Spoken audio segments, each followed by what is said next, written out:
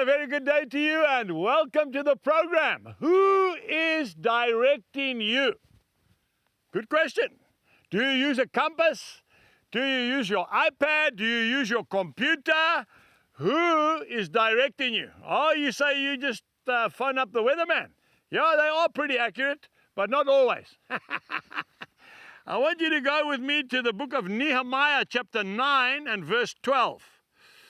Moreover, you led them by day with a cloudy pillar, and by night with a pillar of fire, to give them light on the road which they should travel. God never once abandoned the Israelites in the wilderness. He will not abandon you and I now. The cloud by day, a pillar of cloud. Remember, when the cloud stopped, they stopped. And when the cloud moved, they moved. And in the midst of the cloud was the presence of the Holy Spirit. Isn't that amazing? And then at night, a pillar of fire to direct them. I want to say to you, I've been to the wilderness. I've been to the deserts in Judea. There is nothing there.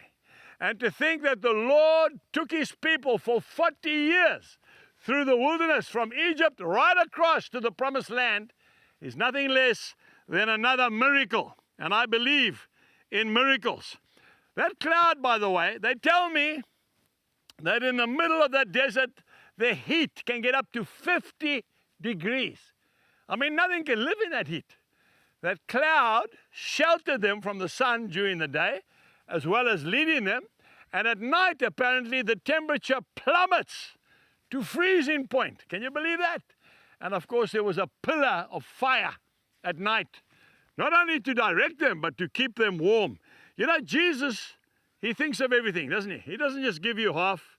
He looks after you, but why do we run everywhere else except to the Lord? If you look at the Great Plains of East Africa, my mother and father lived in Kenya for quite a few years. You've got the Masai Mara. It is one of the most beautiful places in the world.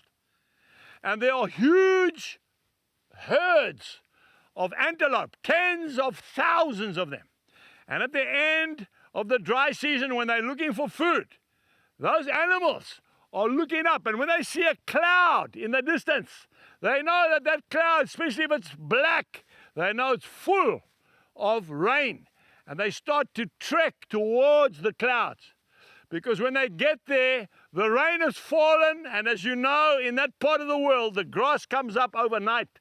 And they are well fed. Why is it that even the animals know how to follow the cloud? And yet you and I are always busy making our own plans. We need to understand that the Lord will never leave us. He will never, ever forsake us. I am a cloud watcher. What does that mean? It means every morning when I get out of bed, after I've prayed with my dear wife, Jill, I go outside, and as the sun breaks on the east there, I look up and I see clouds like they are today. And I say, Lord, are you coming back for us today? Because the Bible will tell you clearly that Jesus is coming back in the clouds to take us home to be with him in heaven forever.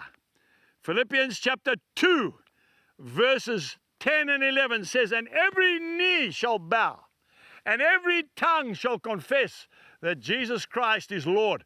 And that can only happen if he's coming back on the clouds when the whole world will see him at one time. It's amazing. We can't even begin to understand how that will be. Folks, he led the people of Israel by cloud during the day, by fire at night, and he has never stopped. He is still leading me by the cloud. I'm following the cloud, and I'm waiting for his coming, which could be any day now. God bless you, and goodbye.